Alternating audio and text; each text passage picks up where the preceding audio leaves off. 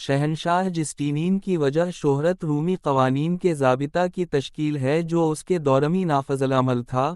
Justinian کے ضابطہ نے قانون میں رومی تخلیقی جوہر کا نقش محفوظ کر دی۔ جمعرات 10 دسمبر 2015۔ شہنشاہ جسٹینین کی وجہ شہرت رومی قوانین کے ضابطہ کی تشکیل ہے جو اس کے دورمی نافذ العمل تھا۔ جسٹینین کے ضابطہ نے قانون میں رومی تخلیقی جوہر کا نقش محفوظ کر دی۔ یہ بعد ازاں متعدد یورپی ممالک میں قانون کے میدان میں پیش رفت کا اسباب بنا۔ قالبنکسی دوسرے ضابطہ قانون نے دنیا پر یوں انمٹ نقوش ثبت نہیں کیے۔ جسٹینین موجودہ یوگوسلاویہ میں ٹاؤریسیم میں 483 ء میں پیدا ہوئے۔ وہ ایک ناخواندہ، تھریسی، کسان جسٹن اول کا بھتیجا تھا، جس نے فوج میں خدمات انجام دیں اور پھر مشرقی رومی سلطنت کا فرمانروا بن گیا۔ جسٹینین نے اعلیٰ تعلیم حاصل کی اور اپنے چچا کی معاونت سے تیز سے ترقی کی منزلیں طے کیں۔ 527 ء میں لاولد جسٹن نے جسٹینین کو اپنا من شہنشاہ بنا لیا۔ اسی برس وہ چل بسا اور اس کے بعد اپنی موت کے برس 565 ء تک جسٹینین خود مختار حکمران رہا۔ جاری ہے۔ 476 ء میں جسٹینین کی پیدائش سے صرف 7 برس قبل وحشی جرمن قبائل کے نتیجے میں مغربی سلطنت روما منتشر ہو گئی۔ صرف مشرقی سلطنت روما ہی بدستور موجود رہی جس کا دارالحکومت کانسٹنٹی نوپل تھا۔ جسٹینین نے مغربی سلطنت کو واز سرنو فتح کرنے کا مصمم ارادہ کیا تاکہ سلطنت روما کو بحال کرے۔ اس نے اپنی تمام تر توانائیاں اسی مقصد کے لیے مخصوص کر دیں۔ اس منصوبے میں جزوراً کامیاب ہوا۔ وہ اٹلی، شمالی افریقی اور اسپین کا کچھ حصہ وحشیوں سے چھیننے میں کامیاب ہوا۔ تاہم اس کتاب میں جسٹینین کی موجودگی اس کی عسکری فتوحات کے سبب نہیں ہے بلکہ اس کے اصل کارنامے رومی قانون کی تربیت و تدوین کے باعث ہے۔ 528 ء میں جب اسے برسر اقتدار آئے سال بھر تھا، جسٹینین نے شاہی قوانین کے ضابطہ تشکیل کے لیے ایک کمیشن ترتیب دیا۔ کمیشن کا مسودہ پہلی مرتبہ 529 ء میں شائع ہوا، پھر اس میں ترمیم کی گئی۔ 534 ء میں اسے آئین کا درجہ ملا۔ اس کے ساتھ ہی وہ تمام قوانین اور ضوابط جو اس ضابطہ میں شامل نہیں تھے، یک قلم منسوخ کر دیے گئے۔ یہ ضابطہ کوپس جورس سیویلس کا پہلا حصہ بنا۔ دوسرے حصہ کو پیڈیکٹس یا ڈائجسٹ کہا جاتا ہے۔ یہ ممتاز رومی قانونی مصنفین کے نقطہ نظر کا ایک خلاصہ ہے۔ یہ بھی مستند مانا گیا۔ تیسرا حصہ انسٹیٹیوٹس کہلاتا ہے، جو بنیادی طور پر قانون کے طالب علموں کے لیے نصابی حیثیت رکھتا ہے۔ آخری حصہ میں ان تمام قوانین کو نوولے کے عنوان سے یکجا کیا گیا جو کوڈیکس کی منظوری کے بعد جسٹینین نے وضع کیے۔ یہ جسٹینین کی دفات کے بعد شائع ہوا۔ بلا شبہ جسٹینین خود جنگوں اور انتظامی معاملات میں مصروف تھا، خود کوپس جوس سیویلس کا مسودہ تحریر نہیں کر سکتا تھا۔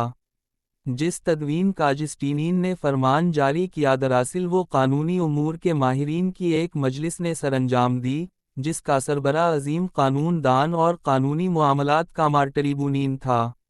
جسٹینین غیر معمولی طور پر جوش آدمی تھا۔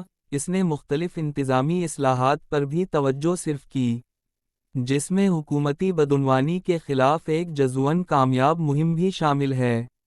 اس نے تجارت اور صنعت کو ترقی اور عوامی تعمیرات کا ایک سلسلہ شروع کیا۔ اس کے تحت متعدد قلعے، خانقاہیں اور گرجا تعمیر ہوئے، جن میں کانسٹنٹی نوپل میں ہیگی صوفیہ کا معروف گرجا بھی شامل ہے۔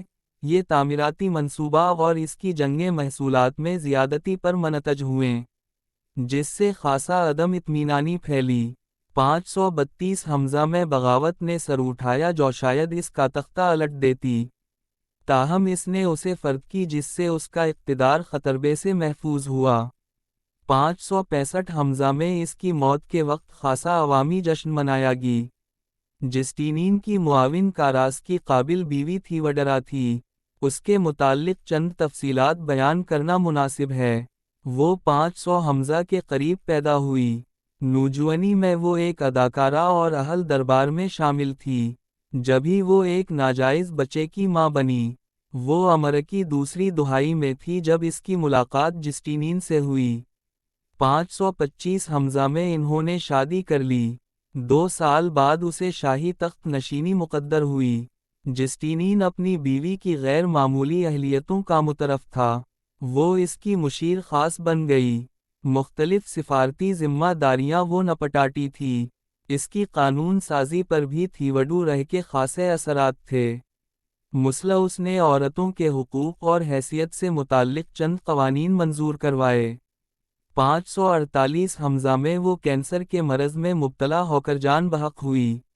یہ جسٹینین کا ایک ناقابل تلافی تھا، تاہم آئندہ 17 سال بھی وہ کامیابی کے ساتھ حکومت کرتا رہا۔ تھوڈور ہے نہ صرف خوبصورت تھی بلکہ ذہین بھی تھی۔ اس کتاب میں جسٹینین کا اندراج اس کی کوپس جورس سیولس کے باعث ہے جس میں رومی قانون کا ایک مستند ضابطہ تشکیل دے گیا۔ بازنطینی سلطنت میں یہ صدیوں تک وقی سمجھا جاتا رہا۔ مغرب میں قریب 500 سال تک اسے فراموش کیا گیا۔ 1100 حمزہ کے قریب رومی قانون کواز سرینو دلچسپی سے پڑھا گیا، خاص طور پر اطالوی جامعات میں۔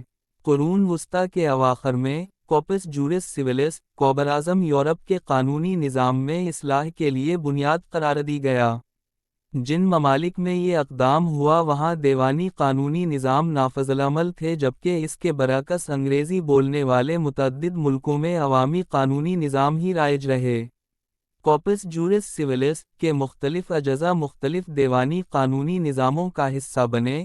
یورپ کے بیشتر حصہ میں یہ قانون کی نصابی ترتیب اور مباحث کا بنیاد حصہ بنا۔ متعدد غیر یورپی ممالک نے بھی دیوانی قانون کی مختلف شقوں کو مستعار لیا۔ اس کے اثرات یورپ سے باہر بھی پھیلے۔ اس کے باوجود جسٹینین ضابطہ قانون کی اہمیت کا بے جا اندازہ لگانا مناسب نہیں ہے۔ دیوانی قانون کی پیش رفت میں ایک کوپس جورس سیولس کے علاوہ دیگر متعدد عوامل بھی اثر انداز ہوئے۔ مثال کے طور پر، معاہدوں کے متعلق قوانین کو رومی ضابطہ قانون کی بجائے تجار کی عدالتوں کے فیصلوں کی بنیاد پر تشکیل دے گیا۔ جرمنوں کے قانون اور کلیسائی قانون نے بھی دیوانی قانون کی تدوین کو متاثر کیا، جو ہر دور میں یورپی قوانین اور عدالتی نظام میں بے شمار ترامیم متعارف کی گئی ہیں۔ آج متعدد ممالک کے دیوانی ضابطہ قانون اور جسٹینین کے ضابطہ قانون میں نسبتاً نہایت کم مماثلت باقی رہ گئی ہے۔